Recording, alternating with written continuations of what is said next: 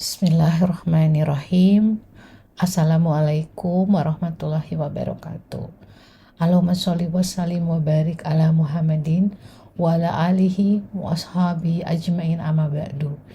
Innal hamdalillah nahmaduhu wa nasta'inuhu wa nastaghfiruhu wa na'udzubillahi min syururi anfusina wa min sayyiati a'malina.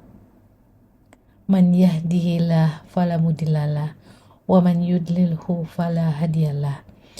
Alhamdulillahillazi binikmati tatimmu sholihat. Perjalanan ke puncak hati adalah perjalanan menemukan makna. Masalah hidup memang tak terhindarkan, maka menderita atau bahagia ada dalam genggaman kita. Lalu bagaimana kita menata ruang batin, mengelola hati? Maka mari kita bahas hal ini dalam inner game. Lalu kenapa kita bisa menderita? Seringkali hidup kita menderita bukan ditentukan oleh lingkungan atau hal-hal yang ada di luar diri kita, tapi karena sebab faktor yang ada di dalam diri kita sendiri. Karena kita tak memiliki nilai dan tujuan yang jelas atau clear. Kalau kata Viktor Frankl, lack of meaning and purpose. Jadi nggak memiliki tujuan dan nilai atau makna. Maka penting untuk refleksi dan banyak mengajukan pertanyaan pada diri sendiri. Apa yang jadi titik tuju kita? Apa tujuan kita? Semakin jelas tujuan, semakin mudah kita akan menemukan makna di balik sebuah kejadian atau masalah. Hidup kita menderita karena kita salah memaknainya. Ya, itu kenyataannya. Seseorang bisa menemukan kebahagiaannya saat ia menemukan makna. Saat ia bisa memaknai sebuah kejadian atau ketetapan takdir. Makna itu penting. Makna itu sama dengan tujuan. Maka jadi bernilai, punya value, punya nilai. Saat kita tahu makna, apa alasan kenapa kita hidup? Kita akan mampu bertahan dalam situasi apapun. Seperti Bilal bin Rabah atau para nabi dan rasul yang didera dengan ujian yang berat. Fisiknya menderita, tapi hatinya teguh, tenang, karena yakin akan makna tujuan. Memahami dengan jelas titik tuju hidupnya. Ini penting sekali menemukan makna dan tujuan. Ada 3 pilar inner peace yang terangkum dalam doa, dan kita sebut ini sebagai doa inner peace. Doa itu adalah diambil dari sebuah hadis. Bismillahirrahmanirrahim. Allahumma inna as'aluka nafsan bika mutmainah wa tardo bi qadaik tu'minu bi liqaik wa taqna'u bi ataik. Allahumma inna as'aluka. Ya Allah, aku memohon kepadamu. Nafsan bika mutmainah, jiwa yang merasa tenang kepadamu. Wa tardo bi qadaik, yang ridho dengan ketetapanmu. Tu'minu bi liqaik, yang yakin akan bertemu denganmu. Wa taqna'u bi ataik, yang merasa cukup dengan pemberianmu. Dan doa ini merangkum berbagai pendekatan ketenangan. Karena tu'minu bi liqaik adalah tentang keyakinan akan bertemu dengan Allah. Ada sebuah titik tuju manusia atau pencapaian atau destinasi akhir dari sebuah kehidupan dan penghambaan seorang manusia pada penciptanya, yaitu yakin kembali dan akan bertemu dengan Robnya. Maka penting mengajukan pertanyaan ini. Kita cari apa? Untuk apa? Untuk siapa? Pertanyaan-pertanyaan itu adalah pertanyaan mendasar yang akan menuntun kita menuju pemaknaan, menuju pencarian arti hidup, makna hidup seorang hamba. Ini titik tuju kita. Saat kita tahu dan paham jawabannya, kita akan mempunyai ketahanan atau resilience. Kita jadi tahan banting, tidak goyah, tidak mudah jatuh atau putus asa. Tujuannya jadi besar, niatnya jadi luas. Sesungguhnya hidup seorang hamba bukan tentang mencari kenikmatan, sekedar mencari kenikmatan. Will to pleasure kalau kata Sigmund Freud, atau mencari kekuasaan. Will to power kata Alfred Adler. Mereka adalah ahli-ahli psikologi, tapi kehidupan seorang hamba adalah tentang mencari makna. Will to meaning kalau kata Viktor Frankl. Hidup mencari makna dari sebuah kejadian, dari setiap ketetapan yang Allah kirimkan, baik itu tujuan, masalah, musibah, atau bahkan kesenangan atau kenikmatan. Manusia tidak digerakkan untuk mencari nikmat dan kekuasaan semata, tapi untuk mencari makna, sesuatu yang berharga dan bernilai di hadapan Allah. Mampukah kita memaknai setiap kejadian atau ketetapannya? Mampukah kita menjadikan setiap ketetapannya menjadi bermakna, menjadi meaningful, dan mempunyai nilai bagi diri kita di hadapan Allah? Makna dan nilai itu adalah sesuatu yang mengundang Allah menjadi hidup. Ini adalah tentang bagaimana respon terbaik seorang hamba menghadapi ketetapannya. Siapapun yang punya makna hidup, dia akan paham kenapa dia harus hidup. Dia akan mampu bertahan dalam kondisi apapun. Maka jika ada orang yang depresi, stres, bingung, itu artinya ia kehilangan makna hidup. Maka temani mereka agar mereka kembali menemukan makna, kembali menemukan alasan kenapa dia butuh hidup. Gerakan hatinya untuk apa-apa yang harus dikejarnya. Jika ia mampu menemukan makna itu, otomatis rasa susah dan beratnya akan hilang. Tempuh perjalanan untuk menemukan makna, dan saat kita menjalani proses penemuan makna itu, terjang semua penderitaannya. Lalu bagaimana caranya menemukan makna itu? Ada 3 langkah inner journey yang harus kita lalui. Yang pertama itu adalah dealing with emptiness atau berdamai dengan kehampaan. Hadapi setiap kehampaan jiwa dengan menjaga lintasan-lintasan pikiran yang muncul. Hadapi masalah atau ujian yang mendatangkan rasa hampa dalam diri. Jangan menolak, jangan denial, jangan escape, jangan lari, jangan di skip. Punya kesediaan untuk sadar dan mau menghadapi segala kehampaan jiwa tersebut. Maka praktek dari sajdah atau sadari, jeda, dan pilih respon yang akan sangat pilih respon kita, pilih ucapan dan perbuatan akan sangat membantu kita untuk bisa membuat diri lebih tenang atau minimal bertahan dulu. Kita tak akan bisa berubah, apalagi bertumbuh tanpa kesadaran. Kita butuh kesadaran. Sadari dan yakini ada makna di balik sebuah ketetapannya. Ada hikmah di balik kehampaan dan penderitaan yang kita rasa.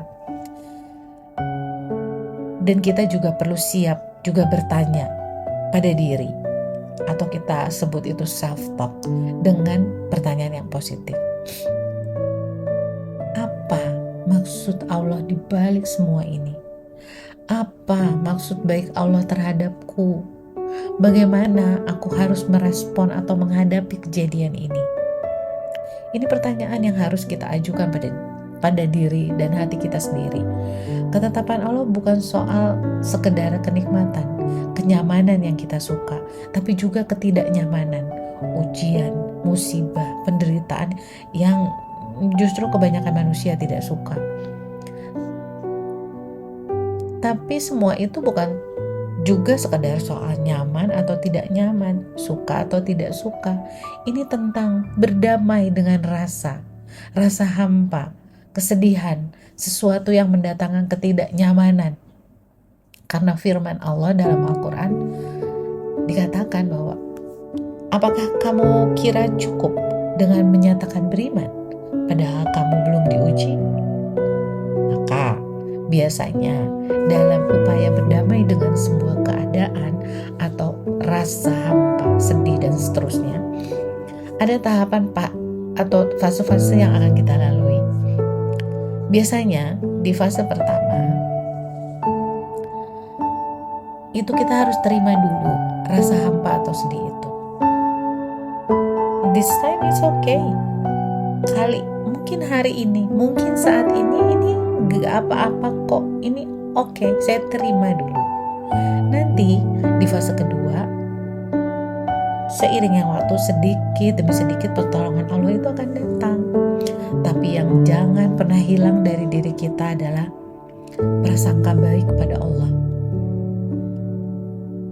Prasangka baik, semuanya baik, ada hikmahnya, semuanya baik pada akhirnya. Terus ada di jalan lurus, just stay on the track, tetap ada di tracknya, ada di jalan ketaatan. Kita pasti menghadapi momen hampa, maka jaga lintasan pikiran dan terus berprasangka baik pada Allah. Dalam hadis qudsi juga dikatakan, aku sebagaimana prasangka hambaku. Prasangka itu cerminan hasil. Prasangka itu mempengaruhi kondisi perasaan atau kondisi batin kita. Saat seseorang yakin dan bulat Allah Maha Rahman dan Rahim, ia akan mampu menemukan kedamaian dan kebahagiaan. Seperti para nabi dan rasul yang penuh dengan ujian yang berat, tapi justru yang paling meyakini kasih sayang Rabb-Nya. Doa mereka terlantun dan terus terkoneksi pada Rabb-Nya. Tidak pernah kecewa dan dalam setiap pengabulan doanya. Kesedihan para nabi dan rasul bukan mengutuk takdir. Karena mereka tak pernah kehilangan baik sangka pada Rabb-Nya. Sekuat dan sedahsyat itu keyakinannya. Dan dalam penantian, pencarian makna ini, terus jaga prasangka baik. Barang siapa berbaik sangka pada Allah, dia akan dikejutkan dengan sesuatu yang lebih indah dari apa yang dia sangkakan.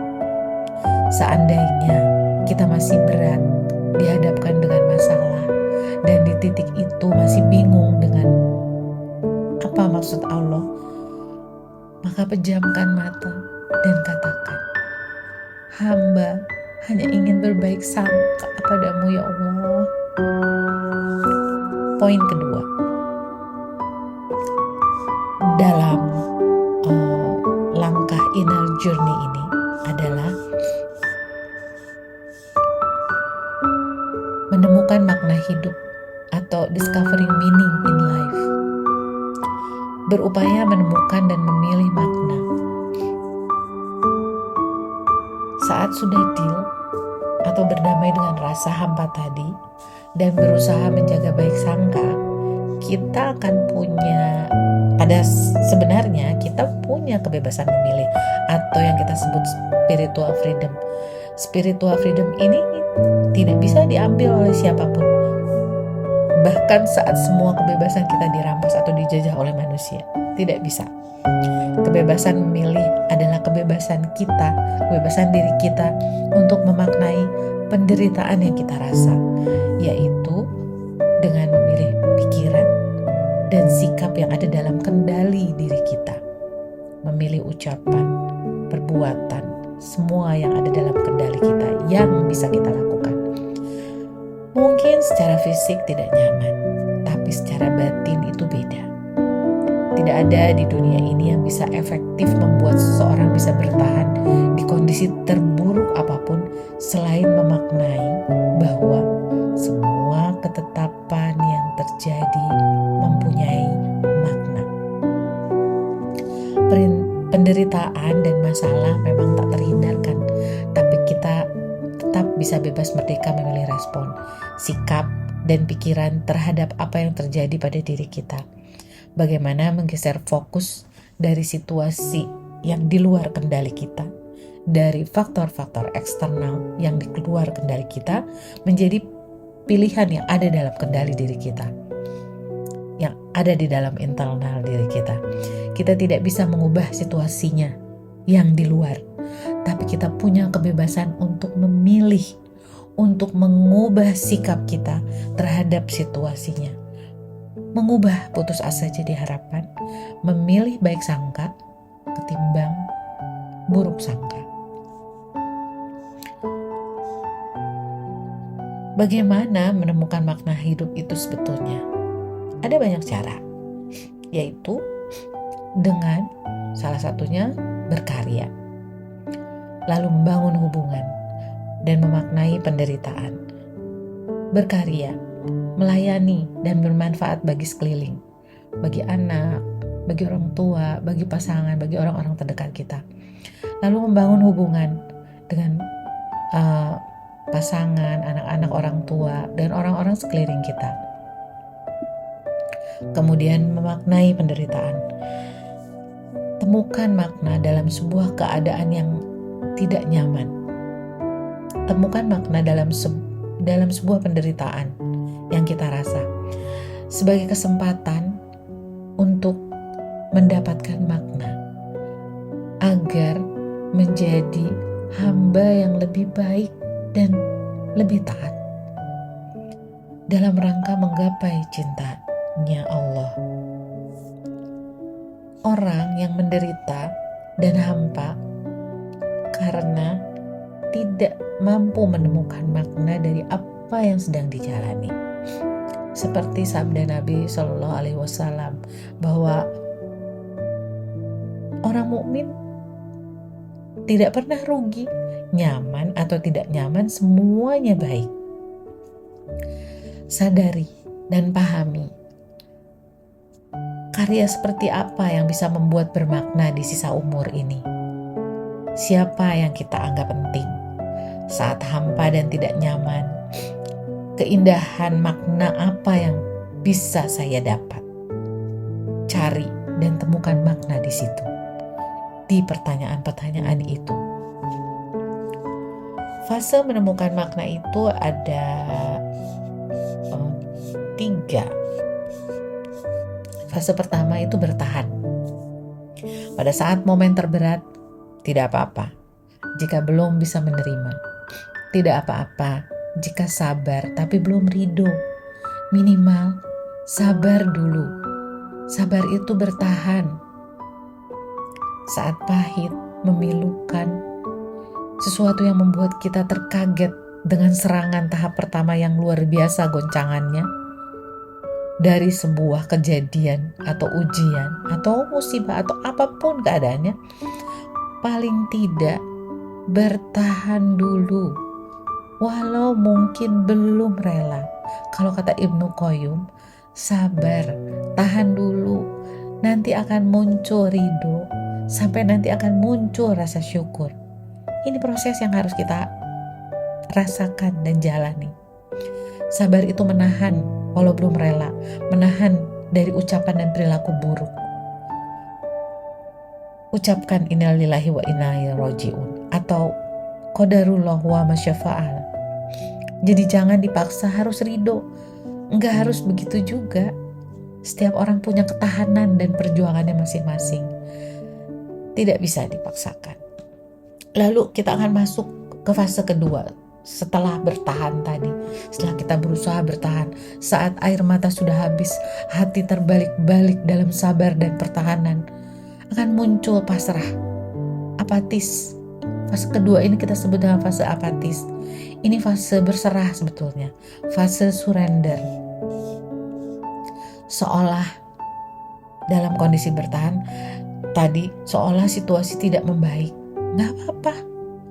Tapi jika kita mampu melewatinya, di fase ini kita akan bertemu makna. Seiring waktu makin terungkap. Memang tak mudah menemukan jawaban atau makna, tapi jangan terburu-buru. Pelan-pelan janji Allah akan terbukti. Bersama kesulitan, ada banyak kemudahan. Pelan-pelan, keindahan itu akan terbuka. Sampai kita di fase ketiga, menemukan maknanya. Fase inner journey tadi masuk ke fase self-transcendent atau meniadakan diri demi tujuan yang lebih agung dan penting. Jika ingin mencapai puncak kebahagiaan atau puncak hati, kita butuh berlatih meniadakan diri. Apa itu? Demi tujuan yang lebih besar dan lebih penting. Apa itu? Kita butuh berlatih meniadakan diri. Kita keluar dari diri kita dan melakukan sesuatu yang lebih penting dari sekedar kepentingan kita. Memperjuangkan sesuatu yang lebih besar dan lebih agung dan lebih tinggi nilainya.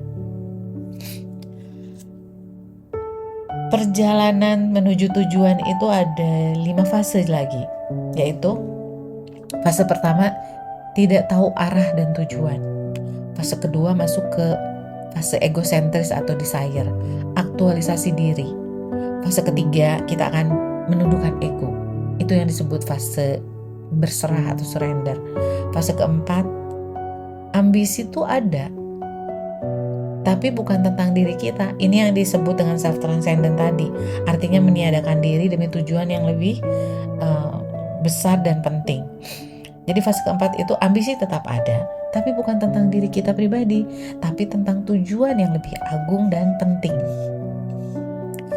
Maka sampailah kita di peak experience atau pengalaman puncaknya. Pencapaian tertinggi manusia adalah kemampuan untuk meniadakan dirinya. Dan tidaklah aku ciptakan jin dan manusia, melainkan untuk mengabdi kepadaku. Quran Surat Az-Zariyat ayat 56. Ya, ibadah. Semua aktivitas gerak kita hanya untuk Allah. Itulah pencapaian tertinggi manusia. Ibadah. Manusia yang paling dicintai Allah adalah yang paling memberikan manfaat bagi manusia. Adapun amalan yang paling dicintai Allah adalah memasukkan rasa bahagia kepada hati muslim lainnya, mengangkat kesusahan orang lain, membayarkan hutangnya, menghilangkan rasa laparnya. Sungguh, aku berjalan bersama saudaraku yang muslim, lebih aku cintai daripada beriktikaf di Masjid Nabawi selama sebulan penuh. Begitu kata hadis riwayat Tabrani. Kita tidak bisa memberikan sesuatu yang kita tidak punya. Jika kita ingin mencapai pencapaian tertinggi manusia dan menjadi manfaat, maka kita harus meniadakan diri kita untuk sebuah pencapaian yang lebih besar dan penting, bermanfaat bagi sekeliling. Kita tidak bisa memberikan sesuatu yang kita tidak punya. Kita tidak bisa menenangkan orang lain sebelum kita tenang. Kita tidak bisa meyakinkan orang lain sebelum kita yakin. Kita juga tidak bisa membahagiakan orang lain sebelum kita bahagia. Satu orang saja bisa menemukan perspektif yang lain dari apa yang sedang dihadapi, dari masalahnya, maka mereka akan mampu menemukan keindahan. Mereka bisa berbaik sangka, bisa sabar, bisa ridho hatinya. Semoga apa yang disampaikan ini bisa menjadi ilmu yang bermanfaat. Berharap lebih jauh, ilmu hidup ini kelak bisa menjadi wasilah untuk memberikan manfaat kepada orang lain. Orang-orang yang membutuhkan, yang mencari ketenangan, kebahagiaan, dan makna hidup yang sesungguhnya. Mungkin terlihat kecil, tapi jika diniatkan lillah, semoga menjadi wasilah amal kebaikan bagi kita semua. Sesungguhnya, amal yang paling dicintai Allah setelah berbagai hal wajib adalah memasukkan rasa bahagia kepada muslim lainnya. Mohon maaf jika ada kata-kata yang salah dan tak berkenan. Semoga Allah senantiasa merahmati dan terus merahmati dan terus menolong kita semua. Amin ya rabbal alamin. Subhanaka Allahumma wa bihamdika asyhadu alla ilaha illa anta astaghfiruka wa atubu ilaik. Wassalamualaikum warahmatullahi wabarakatuh.